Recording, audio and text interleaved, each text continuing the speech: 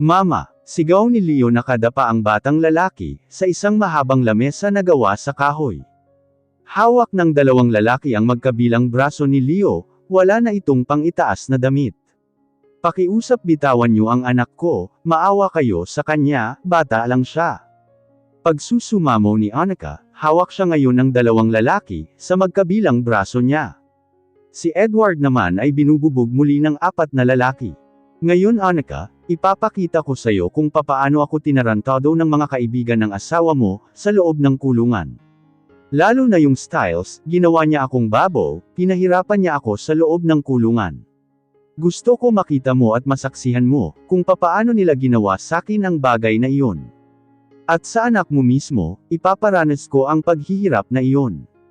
Siguro ay nararapat lamang iyon sa iyo, dahil asal ano ka, masamang tao ka, wala kang karapatan maging malaya. Ang sama mo, ang sama-sama mo. Sigaw ni Annika. Talagang masama ako, at ngayon ipapakita sa iyo kung gaano ako kasamang tao. Ani ni Voss. Mula sa nagbabagang apoy, inahan niya roon ang dulo ng mahabang bakal. Dahil sa sobrang init nito, ay halos mag-apoy ito. Ang dulo ng bakal ay may disenyo na bilog, sa gitna nito ay may nakaukit na letrang X. Bumuhos ang luha ni Annika nang itapat ni Voss ang nagbabagang bakal, sa likod ni ano. Huwag pakiusap ako na lang Voss, huwag ang anak ko maawa ka. Umiiyak na sambit ni Annika. Ngumisi si Voss at mabilis na dinampi, at diniin ang mainit na bakal. Namula ang buong mukha, bumalatay sa mukha ang sakit na nararamdaman niya ngayon, ikaw ba naman ang pasuan ng isang mainit na bakal sa balat mo? Aray! Ang sakit po! Impit na hinagpis ng lalaki habang umiiyak, na nakatitig ito sa kanyang ina. Halos manlambot ang mga tuhod ni Annika, nang makita ang paghihirap nito. Para siyang sinaktan ng ilang beses, dahil sa itsura nito. Leo, anak ko, tama na maawa kayo, maawa ka Voss, ako na lang. Ako na lang ang pahirapan mo, huwag ang anak ko. Palahaw na iyak ni Annika. Masakit sa part ng isang ina, makitang naghihirap at nasasaktan ang kanyang anak. Parang dinudurog ang puso ni Annika ngayon, hindi man lang niya kayang protektahan ang anak niya, laban kay Voss. Mas gugustuhin na lang ni Annika na saktan siya pisikal, kesa makita niyang nahihirapan at nasasaktan ang kanyang anak. Para niya itong ikamamatay, para siya tinu-torture ng paulit-ulit. Para siyang nasasakal, at nasasaktan ang kanyang puso, nang makita ang paghihirap ni Leo. Ang anak niyang kailanman hindi niya nasaktan, o napagbuhatan ng kamay. Ngayon sasaktan lang ng isang baliw na katulad ni Voss. Nanginginig ang labi ni Annika, wala siyang magawa kundi ang umiyak na lang, habang pinagmamasdan si Leo. Si Edward ay walang nagawa, kundi ang magmura na lamang. Masakit ba Annika? Yan ang naranasan ko sa loob ng bilangguan, sa kamay ng mga kaibigan ng asawa mo. Kulang pa nga ito, hindi pa kasali dito yung paghihirap ng daddy ko sa loob ng kulungan. Matanda na si daddy, pero ipinakulong niyo pa rin siya. Litanya ni Voss. Dahil may ginawa siyang labag sa batas, kaya siya nakulong. Kasalanan niyo kung bakit miserable yang buhay niyo. Kayo mismo ang sumira sa pagkatao niyo. Kaya huwag niyong isisisi sa iba ang pagiging miserable ng buhay niyo, dahil kayo mismo ang naglagay sa mga sarili niyo, kung bakit nasa ganito kayong sitwasyon ngayon. Matapang na sagot ni Annika. Binitawan ni Voss ang bakal na hawak niya, at naglakad papunta sa harapan ni Annika. Alam mo ang ganda-ganda mo, kahit ang dami mo ng anak, ang sexy-sexy mo pa rin. Alam mo sanay naman ako kumain ng pagkain ng iba. Naisip ko total tatapusin rin naman kita, bakit kaya hindi mo na kita pagsawaan? Sayang naman kung hindi kita matitikman. Kinilabutan ng husto si Annika, dahil sa sinabi ni Voss. Inilapit ng husto ni Voss ang kanyang mukha kay Annika. Hinawakan ni Voss ang likod ng ulo ni Annika, at mariing hinalikan sa labi ang babae. Pilit na kumakawala si Annika, at gustong kumawala sa halik ni Voss. Nagpupumigla si Annika, nagtawanan naman ang mga tauhan ni Voss. Hiyawan ng mga lalaki sa loob ng silid. Pag nagsawa ka na sa kanya boss, ipasa mo naman samin. Gusto ko rin kasi makatikim ng mistisa, kahit tira-tira lang ayos na samin, hindi ba mga pare? Ani ng isang lalaki. Oo, sabay-sabay na tura ng mga kalalakihan. Pilit na ipinapasok ni Voss ang dila niya sa loob ng bibig ni Annika. Sa galit ni Annika ay kinagat niya ang labi ni Voss. Napahiyaw sa sakit ang lalaki, halos mamilipot ito. Ang sakit, daing ni Voss, habang sapo ang dumudugo niyang labi. Nako, masyadong wild pala yang babae, nangangagat Voss. Sabi ng isang lalaki at tumawa ng malakas. Shut your mouth, singhal ni Voss. You witch. Duro ni Voss sa mukha ni Annika. Sinakal niya si Annika gamit ang isang kamay niya. At malakas na sinuntok sa sikmura si Annika. Napaubo ang babae dahil sa lakas na suntok na natanggap niya. Please, don't hurting my mom. Garargle at hirap na asal ni Leo. Ma'am Annika, tawag ni Edward sa babaeng amo. Alam mo kung hindi lang talaga kita type, kanina pa pantay ang dalawang paa mo. Asal ni Voss at muling sinampal sa mukha si Annika. Halos umikot ang paningin ni Annika, dahil sa pagkakasampal sa kanya. Walang hiya ka. Pagbabayaran mo ang lahat ng ginawa mo sa akin, at lalong-lalo na ang pananakit mo sa anak ko. Sigaw ni Annika at dinuraan nito si Voss, dahilan para lalong manggaliti sa galit ang lalaki. Malakas na pinisil ng lalaki ang panga ni Annika. Hoy, babae, tandaan mo ito. Bago ka mahanap ng asawa mo sisiguraduhin ko na maaangkin muna kita. Sumenya si Voss sa mga tauhan nito, nabitawan si Annika. Agad dinaluhan ni Annika ang kanyang anak. Oh God my baby! Umiiyak na asal ni Annika, at hinaplos-haplos ang pisngi ni Leo. Awang-awa siya sa kanyang anak. Mama, huwag ka na pong umiyak. Okay lang po ako, masakit po pero mawawala rin ito. Hihilam din po ito mama, sugat lang po ito. Pag-aalo ni Leo sa ina. I'm sorry anak, hindi man lang kita magawang protektahan, laban sa kasamaan ng lalaking yun. Hikbi ni Annika, habang yakap-yakap ang anak. Ma'am Annika, kailangan natin makatakas dito, dahil kung hindi baka kung anong gawin sa'yo ng boss na yon. Edward said, kahit nahihirapan siyang ibuka ang kanyang bibig. Don't worry Tito Edward, darating si Tito Papa, para iligtas tayo. And I'm sure kasama niya sila Tito Styles and Tito Finex. Kumpiyansang wika ng batang lalaki. Paano mangyayari iyon, hindi nga nila alam kung nasaan tayo ngayon. Hirap na saad ni Edward. Pulos dugo ang mukha ng kawawang lalaki. Namamagana ito dahil sa mga natamo niyang bagbog. Because of this thing, Tito Papa gave this to me. Anang ng bata at ipinakita ang suot nitong kwentes. Katulad ito ng kwentes na ibinigay ni Gray kay Annika.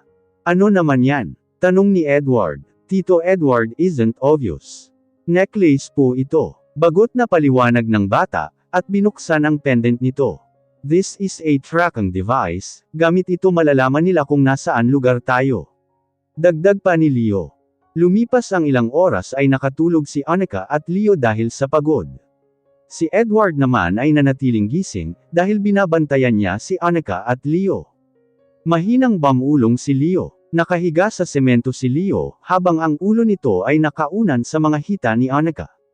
Nanginginig ang buong katawan ni Leo, at basang-basa na rin ito ng sariling pawis. Naramdaman ni Annika ang panginginig ni Leo, kaya agad ito nagmulat ng kanyang mga mata. Leo, tawag niya sa bata, nanatiling nakapikit si Leo, pero nanginginig ito at mahinang bumubulong. Dinampyan ng palad ni Annika ang noo at leeg ng bata. Sobrang init nito, inaapoy ito ng lagnat. Edward, si Leo ang taas ng lagnat.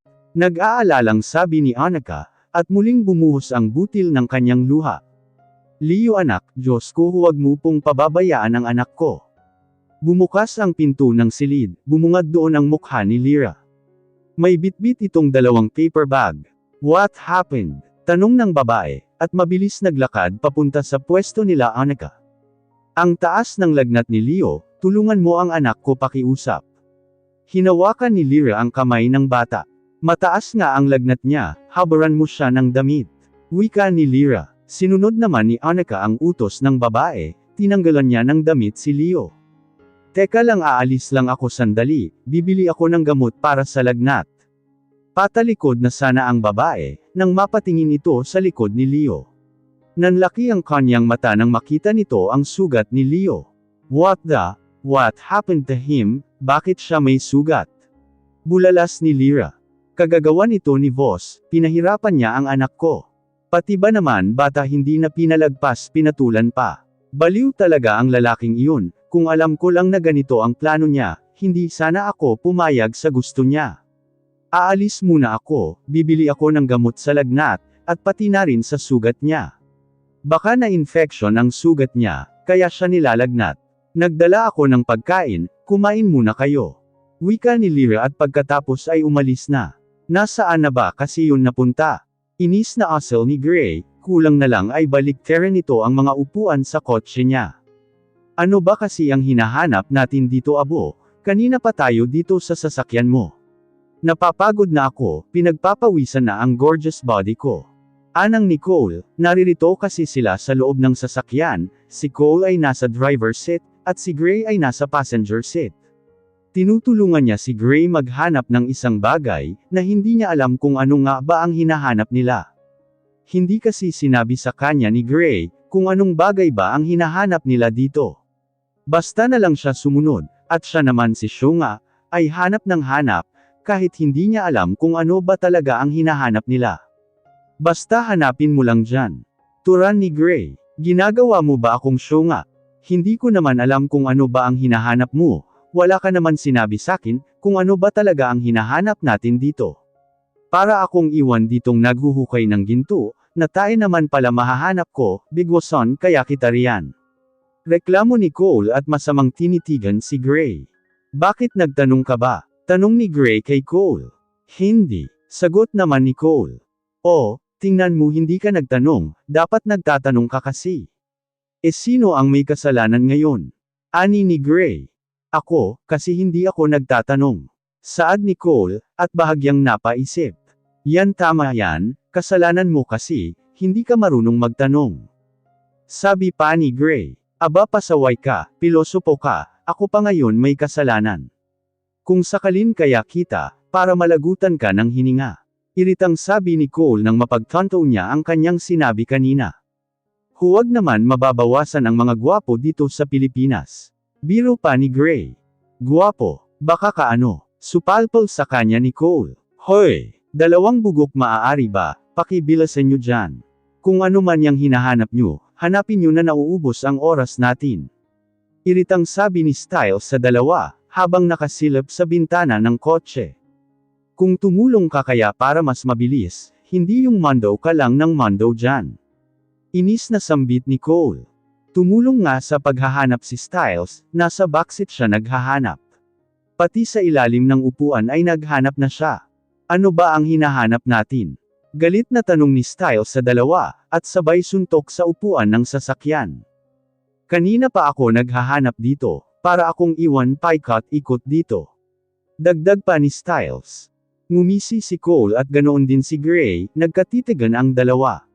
At parang nag-uusap gamit ang kanilang mga mata. Bakit nagtanong ka ba? Sabay ng dalawa. Hindi, sabi ni Styles. Tingnan mo hindi ka nagtatanong, dapat nagtatanong ka kasi, sino ngayon ang may kasalanan? Chorus muli ng dalawa. Ako, alanganing sagot ni Styles. Oh, di ba kasalanan mo, hindi ka kasi marunong magtanong. Naputol ang sasabihin ng dalawa, nang mapansin nilang may 2 dulo ng ano na nakatutok, mismo sa harapan ng mukha nila. Halos maduling si Cole dahil sa lapit ng armas. Gusto niyo pasabugan ko mga bungo nyo, para maglaho na kayo sa mundong ibabaw. Gagawin niyo pa akong utu-uto, wala akong panahon para makipag-berwan sa inyo. Seryosong saad ni Styles. Sa lahat ng magkakaibigan, si Styles ang may pinaka-mixing pasensya, mabilis mapatid ang pasensya nito. Teka lang, chill lang pare hindi ka na mabiro, ibaba mo yan baka makalabit ng kambal mo yan, at kumalat ang matatalinong utak namin dito. Nauutol na sabi ni Cole. Hindi mo naman siguro gustong jirahin ka ni Valentine, sa oras na matapos mo ako. Kilala mo yun kapag nagalit, walang sinasanto yun. Dagdag ni Cole, gusto ka na nga nun ipatumba sakin, dahil babaero ka daw. Wika ni Styles at bumaba ng sasakyan. Bilasan nyo dyan, dahil may pag-uusapan pa tayo sa loob. Pagkasabi ni Styles, ay naglakad na ito papunta sa pinto ng mansion. Leo anak, kaunting tiis lang ha, mamaya darating din yun si Lyra. Makakainom ka na ng gamot, at magagamot na rin natin ang sugat mo.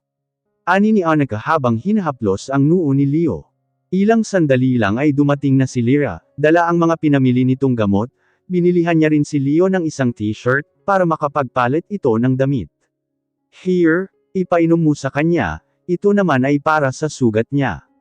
Sabay abot ng mga gamot kay Annika. Maraming salamat Lyra. Wala yun Annika, kulang pa nga ito kung tutuusin, pangbayad sa lahat ng ginawa ko sa inyo ngayon.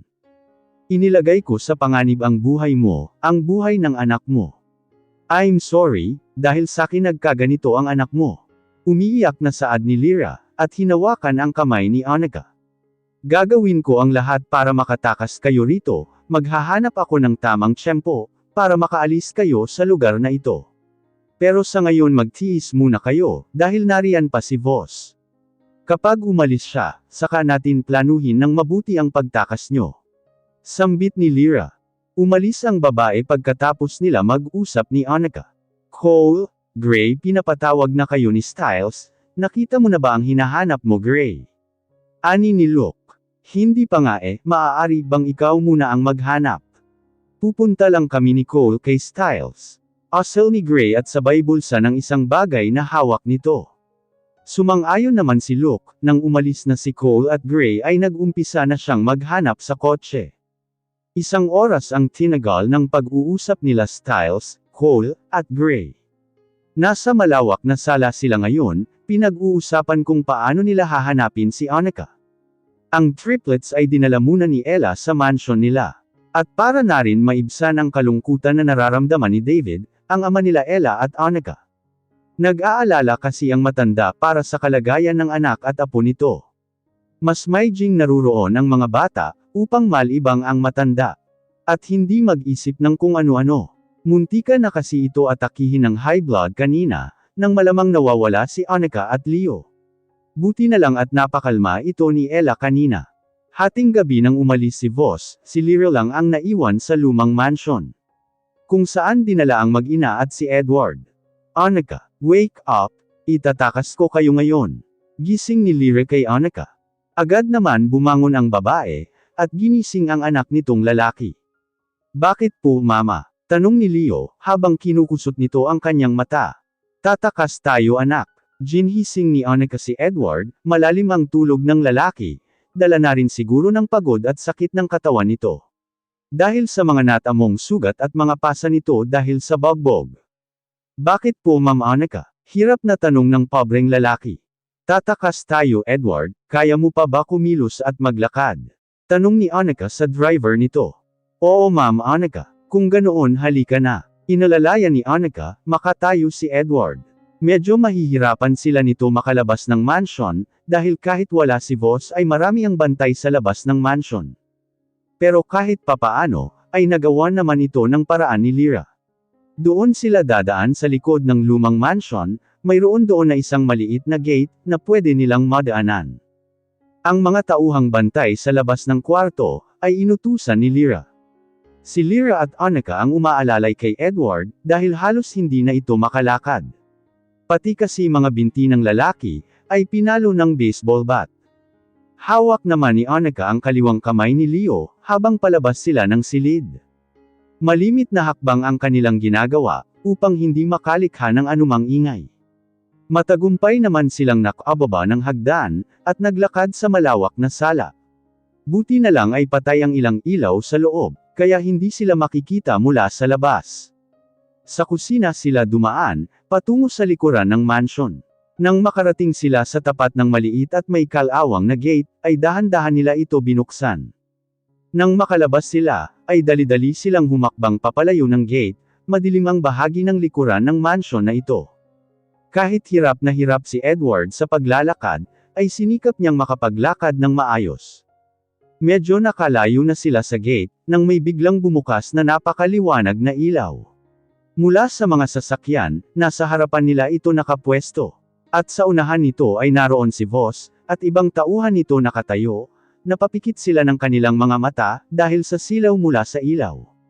Sinasabi ko na nga ba, traidor kang babae ka? Sigaw ni Voss. Doon sa kaliwang bahagi tumakbo ka doon Edward, masukal at mapuno ang lugar na iyon, may posibilidad na makatakas ka. Lalapit ako sa kanya, at pilit ko siyang lilinlangan, tapos pilitin mong tumakbo. Anang ni Lyra at binitiwan si Edward, at naglakad patungo sa pwesto ni Voss. Leo, sumama ka kay Tito Edward mo, he needs you. Hirap siya makalakad, kaya kailangan may umalalay sa kanya. Please pilitin niyo makalayo sa lugar na ito. Umiiyak na wika ni Annika. No mama, hindi ako papayag, dito lang po ako sa tabi mo, mas kailangan mo po ako saad ni Leo at paiyak na rin ito. Please Leo, sundin mo ako, wag matigas ang ulo mo. Humingi kayo ng tulong kay Tito Styles please. Napapikit ng mariin si Leo, at mabilis na pinigtas sa kanyang leeg ang kwentas na suot nito. Binigay niya ito sa kanyang ina. Here mama, itago mo para mabilis ka namin mahanap. Hintayin mo kami ni daddy, ililigtas ka namin I love you mama. Pagkasabi ng bata ay agad hinhila ito ni Edward, at tumakbo patungo sa masukal na kakahuyan. Kahit madilim ay hindi niya ito inalintana, ang nasa isip ngayon ni Edward, ang makaligtas at makahingi ng tulong para kay Annika. Bilisan niyo, sigaw ni Annika. Hinabol naman ng ibang tauhan ni Voss sila Edward. Si Annika naman ay hawak na ng ibang lalaki. Wala siyang nagawa kundi ang umiyak at magdasal, para sa kaligtasan ni Leo at Edward. Ang lalakas ng loob niyo tumakas, anong akala niyo sa akin siyo nga? Akala niyo siguro hindi ko malalaman ang mga pinaplano niyo. Bulyo ni Voss at tinapunan ng nakamamatay na tingin sina Annika at Lyra. Traidor ka talagang babae ka. Anas ni Voss at mariing piniga ang braso ni Lyra. Aray, nasasaktan ako, masakit ano ba? Bakit mo ako sinasaktan akala ko ba mahal mo ako? Sigaw ni Lyra. Huwag kang umasang mamahalin kita, dahil ginamit lang naman kita, para maisakatuparan ko ang lahat ng mga plano ko. At ngayong hawak ko na si Annika, hindi na kita kailangan, wala ka ng silbi pa sakin. Sigaw ng lalaki. Tumulo ang luha sa mga mata ni Lyra, bumalatay ang sakit sa mukha nito. Boss, nakatakas yung dalawa. Humahanggos na wika ng lalaki, sa kaliwang kamay nito ay may hawak itong armas. Mga inutil. Isang lalaking iika-ika at isang bata lang, ay natakasan pa kayo. Mga wala kayong silbi. Puntahan mo ang ibang kasamahan mo, at ipaalam mo na lilipat tayo sa warehouse. Sambit ng lalaki at pabalyang tinulak si Lyra, papunta sa dalawa pang tauhan niya. Dalhin niyo ang babaeng yan sa sasakyan, utos nito sa mga lalaki. Ogag ka talaga, mahal na mahal kita Voss. Sigaw ni Lyra habang kinakaladkad ito ng dalawang lalaki, papunta sa kotse. Ikaw, halika rito. Sabay hila ng braso ni Annika, at kinaladkad niya rin ito patungo sa kotse, kung saan isinakay si Lyra. Lihim na pangiti si Annika, alam niyang ligtas na si Leo at Edward. Isa lang ang dasal niya, na sana matiwasay ang mga ito makarating sa mansion, nang makahingi ng tulong. Elias, please umuwi ka na, I need you now. Asal ni Annika sa kanyang isipan. Pasimpleng ibinulsa ni Annika ang kwentas sa bulsa, ng suot niyang jumpsuit. Sa tabi ni Lyra naupo si Voss. Hindi nakawala sa paningin ni Annika, ang marahang paghawak ni Voss sa makinis na balat ni Lyra. Nakasuot lang kasi ang babae, ng dress, na hanggang lagpas tuhod ang haba. Ano ba, huwag mo nga akong hahawakan, hindi mo ako mahal hindi ba? Kaya wala kang karapatan hawakan ako. Sigaw ni Lyra sa loob ng sasakyan, at tinapik ang kamay ni Voss. Nakita ni Annika ang pagtim ng labi ni Voss, habang nakatitig kay Lyra. Sa ayaw at sa gusto mo, ako ang masusunod, hanggat hindi ko nakukuha ang gusto ko sayo. Hahawakan kita kahit saan parte ng katawan mo, sa ayaw at sa gusto mo. Matigas na wika ni Voss. Binalang ni Annika, ang kanyang paningin sa labas ng bintana. Para kasing asot, pas ang nag-aaway ang dalawa. Kung nagkataon lang na wala sila sa ganitong sitwasyon, baka kiligin pa siya sa dalawa. Huwag. Pakiusap maawa ka sa akin Voss. Umiiyak na sigaw ni Lyra sa bodega kung saan ito ikinulong, at ngayon ay kasama nito si Voss sa loob ng nasabing bodega. Si Annika naman hindi mapakali, panay ang silip niya sa maliit na butas. Katabilang kasi ng kwartong ito ang bodega, kung saan dinala si Lyra. Hindi gaano maliwanag sa loob nito, kaya hindi masyado maaninag ni Annika, kung ano ang nangyayari sa loob. Labis ang pag-aalala ni Annika kay Lyra, hindi niya alam kung anong nangyayari sa babae. Muling sumilip si Annika sa maliit na butas, at sa wakas ay may nakita na siyang munting liwanag sa loob nito. Kahit hindi gaano kaliwanag ang bumilya sa loob nito, ay sapat na para makita niya kung ano ang nangyayari sa loob. "Boss please." Masakit, daing ng babae. Kumunot ang noo ni Annika, dahil sa nolinigan sa loob ng bodega. Teka, anong nangyayari? Hindi kaya kung ano na ang ginagawa ni Boss kay Lyra. "Huwag kang malikot Lyra." Boses ng lalaki. "Masakit. Boss please, dahan-dahan lang." Ani ng babae, bakas ang paghihirap sa boses nito. Sinikap hanapin ni Annika, gamit ng isang mata niya ang babae at si Boss. Dama po ang kanyang paningin sa bandang sulok ng bodega, may mahabang sofa doon. At doon niya nakita ang kanina pa niyang hinahanap. Ang lalaki ay wala ng ano sa katawan, ganoon rin si Lyra. Napaano ng lalaki ang babae. Habang ang kamay ni Lyra ay nakapusos, habang nakataas at hawak ng isang kamay ni Boss. Langya naglalampungan na, kanina nag-aaway na parang aso't pusa. Mahinang wika ni Annika, "You are mine now Lyra." Sabi ng lalaki. Hinalikan ng lalaki sa labi ang babae, halik na sa palagay ni Annika, ay halik ng may halong pagmamahal.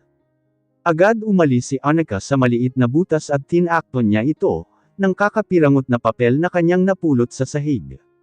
May relasyon ba ang dalawa? Tanong ni Annika sa kanyang sarili.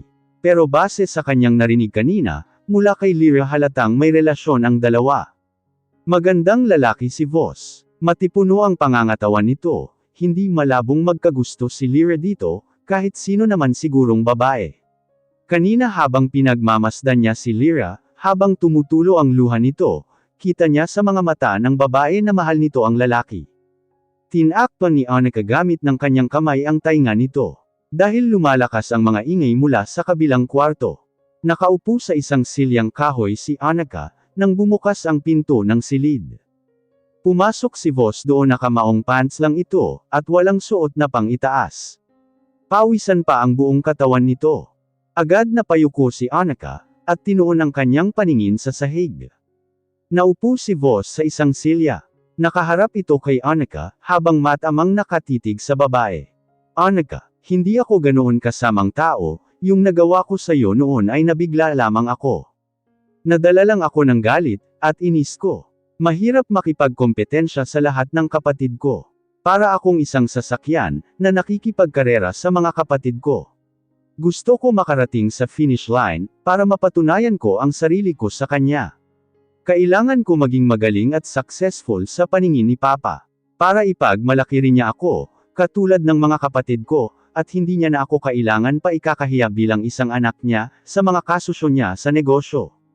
Yung hindi ko na kailangan magtago sa pangalang Boss Kwangko. Gusto ko din dalhin ang pangalang Boss Croxwell." Nagangat ng tingin si Annika, at tumingin kay Boss, nakayuko ang lalaki, hindi niya alam kung umiiyak ba ito. Narinig niya kasi itong sumangot. "Croxwell, kapatid mo ba si Gray?" Tanong ni Annika. "Yeah, pero hindi niya ako kilala, dahil ako ang pinakapanganay sa lahat ng anak ni Papa. Kaya nga nang malaman ko na si Gray ang papalit sa akin noon, bilang Vice President sa kumpanya mo. Inis na inis ako, kinain ako ng galit ko, pakiramdam ko lahat ay inaagaw sa akin. Nakakainggit nga ang bastardong yun, kahit anak lang siya sa labas ni Papa, dinadala niya ang pangalang Croxwell. Di ba ang unfair? Anak niya rin ako, pero parang pinagkakait niya sa akin ang maging ama ko siya." Patuloy ni Boss. "Hindi pa huli ang lahat Boss, pwede ka pa magbago, pwede mo pang ayusin ang buhay mo, mag-umpisa ka muli." Turan ni Annika. "Paano pa Annika? Ngayong nadumisa na ang pangalan ko. Siguradong ikinakahiya, at kinamumuhian na ako ni Papa ngayon. Mahal ka ng Papa mo Boss, wala namang magulang na hindi mahal ang kanyang anak. Walang perpektong magulang Boss, lahat sila ay nagkakamali rin. Pero kahit ganoong nagkamali sila, hindi pa rin mawawala na anak nila tayo. Mahal ka ng Papa mo Boss. Kausapin mo siya ng maayos, sabihin mo ang nararamdaman mo. Ang mga magulang hindi nila matitiis ang kanilang mga anak, kahit nagkamali ka tatanggapin ka pa rin niya, kasi anak ka niya, dugo niya ang nanalaitay sa mga ugat mo." Wika ni Annika. Sa halip na minus siya sa lalaki, dahil sa mga pinaggagawa nito sa kanya, at lalo na kay Leo, ay naawa pa siya rito. Naiintindihan niya ang pinaggagalingan ng lalaki, mahirap naman talaga makipagkompetisyon sa mga kapatid. Naawa siya sa lalaki, dahil sa kagustuhan nitong maging proud sa kanya ang ama. Nakagawa ito ng hindi maganda.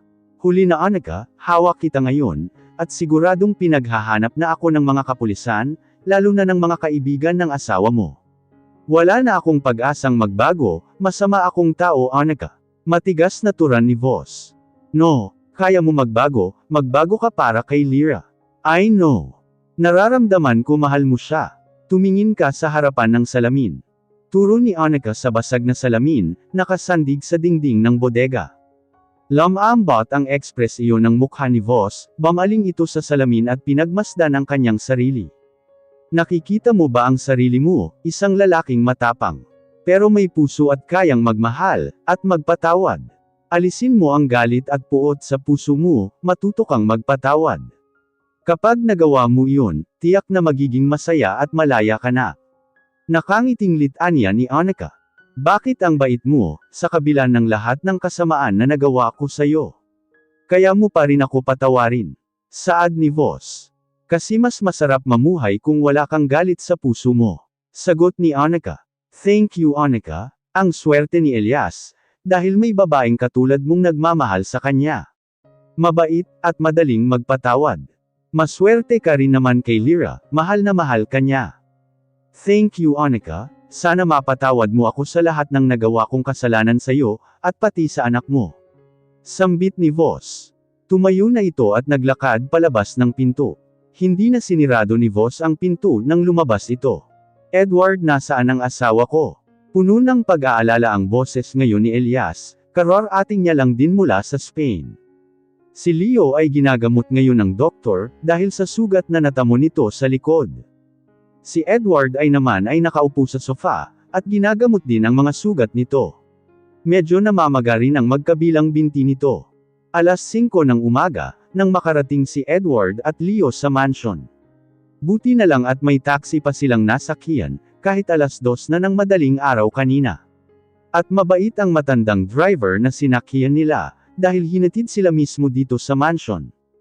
Malayo-layo kasi ang binyahe nila, galing pa sila sa Cavite. Sorry Sir Elias. Yun na lang ang salitang lumabas kay Edward.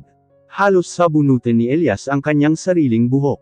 Hindi niya alam kung ano ang gagawin niya ngayon. Sigaw ni Elias at pinagsisipa ang sofa. Kapag may nangyaring masama sa asawa ko, malilintikan kayong lahat sakin. Lalo ka na abo, gagawin kitang alikabok. Pinagkatiwala ko ang asawa ko sa'yo tapos pinabayaan mo lang. Bulyo niya sa mga kaibigan nito, at kay Gray. Elias. Sumimangot naman si Gray. Bakit ako lang sinisisi mo, bakit hindi mo sisihin yang mga kinuha mong tauhan? Sagot ni Gray. Masamang tingin ang pinukol ni Elias kay Gray. Hoy! Abo, huwag ka nang sumagot, hindi nagbibiro yan, gagawin ka talaga niyang alikabok. Mahinang bulong ni Cole kay Gray. Fine, I'm sorry, okay? Malumanay na saad ni Gray. Tito Papa, yung tracking device po, ay ibinigay ko kay Mama, please find her. Sabi ni Leo. Tracking device? Tanong ni Elias. Yes po Dad, pwede niyo po iyon gamitin, para mahanap si Mama. Sigurado pong wala na ngayon doon sila Mama sa dating pinagdalhan samin. Yun ang problema ko ngayon, nawawala ang isang cellphone ko, kung saan nakakonekta ang tracking device na yon. Wika ni Gray. Ito ba ang hinahanap mo? Lahat sila ay napatingin sa babaeng nakatayo sa pinto ng mansion. Hawak nito ang cellphone na hinahanap ni Gray. Oh my tala, you're here. Bulalas ni Gray dahil sa pagkabigla. Namutla bigla ang mukha ng lalaki. Mabilis na hakbang ang ginawa ng babae, patungo sa harapan ni Gray, at pinaghahampas ng sling bag ang lalaki. Todo ilag naman si Gray. Tala mo yang mukha mo, ulupong ka, saan mo dinala si Knight, nasaan ang anak ko? Malakas na sigaw ng babae. Napangiwi naman sila Cole at Locke, dahil parang nakalunok ng megaphone ang babae. Dahil sa lakas ng boses nito. Teka, ano ba Star, relax, nandoon sa mansion kasama ng lolo niya. Paliwanag ni Gray sa babae. Tumigil naman ang babae sa paghampas ng kanyang bag sa katawan ni Gray. Pwede ba kung may problema kayo, doon kayo sa labas magtalo, akin na yan. Iritang sambit ni Elias.At sabay inagaw ang cellphone na hawak ng babae. Binuksan ni Elias ang GPS ng cellphone ni Gray. Agad naman lumabas sa mapa ng cellphone, ang kulay pulang na maliit na bilog. Kung saan lugar naroon ngayon si Annika. Bingo, nasa Cavite pa sila ngayon, let's go. Turan ni Elias at nauna nang lumabas, sa isip ni Elias ay wala silang pwedeng sayangin na oras. Bawat minuto ay mahalaga, baka kung anong masamang mangyari kay Annika. Kapag hindi pa nila pinuntahan kaagad ang babae. Sumunod si Cole, Luke, Phoenix at Styles. Sa garahe doon naghihintay ang mga tauhan ni Styles. Hoy abo, bantayan mo si Leo. Bili ni Elias, bago tuluyan sumakay ng kotse. Lakas talaga ng isang yun, kailan kaya ako makakaisang sapak doon? Ani ni Gray. Nang magising si Annika, ay nagtaka siya kung bakit parang masyadong yatang tahimik ang paligid. Bumangon siya sa pagkakahiga sa curtain at naupo. Inilibot niya ang buong paningin sa loob, mula sa butas ng kalawanging bubong. Tumatagos mula roon ang sikat ng araw mula sa labas. 10:00 na ng umaga nagising si Annika. Puyat siya kagabi dahil halos hindi siya makatulog. Umaga na. Asal niya at mabilis tumayo. Naglakad siya palabas ng kwarto, doon niya napagtanto na mag-isa na lamang siya. Nagtungo siya sa kabilang bodega, at sumilip roon, wala nang katao-tao roon. Wala nang bakas ng mga tauhan ni Voss, kahit si Lyra ay wala na. Nasaan na sila? Tanong niya sa kanyang isipan. Patakbo siyang nagtungo sa hagdan na gawa sa bakal. At mabilis na bumaba, hindi niya mapigilan mapangiti. Pagkarating niya sa baba, ay patakbo siyang lumabas ng malaking warehouse. Saktong paglabas niya, ay naroon na sila Elias kabababa lang nito sa kotse, ganoon din ang mga kaibigan nito. Labis ang kasayahan ni Annika nang makita si Elias. Elias! Sigaw ni Annika sa pangalan ng lalaki. Annika, bigkas ni Elias. Tumakbo si Elias papunta sa direksyon ni Annika, at ganoon din ang babae. Naku, ito na naman, kikiligin na naman tayo sa relasyon ng iba. Wika ni Cole. Sinalubong nila ng yakap ang isa't isa, hindi maiwasan mapaiyak ni Annika, na-miss niya ang lalaki sa ilang araw, na hindi niya ito nakita, ay labis siyang nangulila. I miss you. Salamat dahil narito ka na, sobrang takot na takot ako. Takot ako dahil baka hindi na kita makita at makasama pa. Umiiyak na sabi ni Annika. Don't cry sweetie, I'm here now. Anang ni Elias at pinunasan ng luhang dumadaloy sa pisngi ni Annika. Dumilim ang aura ng mukha ni Elias, nang makita ang pasa sa gilid ng labi ni Annika. Nagtaghis ang kanyang bagang, at mariing kinuyam ang kamao. Where is he? Matigas na turan ni Elias. Walang hiya na lalaking yun. Nasaan siya, Annika? Galit na tanong ni Elias sa asawa. Hindi ko alam, basta paggising ko kanina ay wala na sila, wala na akong nadatnan na ibang tao. Tanging ako na lang ang tao dito, wala na sila, umalis na sila. Sagot ni Annika. Ipapahanap ko ang mga yun, at sisiguraduhin ko na maghihirap siya sa mga kamay ko. Huwag na pakiusap, ayaw ko na ng gulo Elias, gusto ko ang tahimik na pamumuhay. Sapat na sa'kin na kasama ko ang mga anak ko, at kasama ka. Masaya na ako roon. Please Elias, hayaan na lang natin siya, may dahilan siya kung bakit niya ito nagawa. I don't care kung ano man ang dahilan niya, kung bakit niya ito nagawa. Sinaktan niya ang anak ko, sinaktan niya si Leo. Sinaktan ka niya, baliw siya, hindi ko ito mapapalagpas. Hindi nga kita magawang pagbuhatan ng kamay, tapos sasaktan ka lang niya. He has no right to hurt you, he has no right to hurt my son. Bakas sa mukha at boses ni Elias ang galit. Hindi niya matanggap, na sinaktan ng ibang lalaki ang babaeng mahal niya. Binubusog kita ng pagmamahal Annika, hindi para saktan ka lang ng baliw na iyon. Mahal na mahal kita, ayaw ko lang na nasasaktan ka Annika. Bigkas ni Elias, at hindi na napigilan tumulo ang luha nito. Kay Annika siya kumukuha ng lakas, pero si Annika din ang kahinaan niya. Para siyang nabalian ng isang pakpak, nang malaman niyang nawawala si Annika.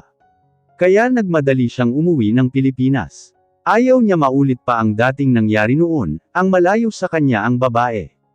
Mahal na mahal din kita Elias, pero isa lang ang pakiusap ko. Hayaan na natin siya, hayaan natin siyang magbago. Lahat ng tao ay deserve bigyan ng isang pang pagkakataon. Hayaan natin siyang ipakitang kaya niya magbago. Bakit ganyan ka Cab 8? Bakit ayos lang sa'yo na malaya ang taong nanakit sa'yo at sa anak natin? Hindi makapaniwalang wika ni Elias. Dahil gusto ko siyang makitang masaya, maging masaya kasama ang pamilya niya. Kapatid niya si Gray, gusto ko magkakilala silang dalawa. Nais ko lang magkaayos si Voss at ng totoo niyang ama, masama ba ang kagustuhan ko na maging masaya rin si Voss? At mawala sa kanyang puso ang galit at puot, na matagal niyang kinikimkim. Napatapik na lang ng kanyang noo si Elias. Ano ang laban niya sa babaeng kaharap niya ngayon? Para itong isang anghel na bumaba sa kalangitan, dahil sa sobrang bait, bigla tuloy siya nakaramdang ng hiya. Fine, kung yan ang gusto mo ibibigay ko, pero sa oras na magkasalubungan ang landas naming dalawa. Babasagin ko talaga ang mukha ng baliw na lalaking yun.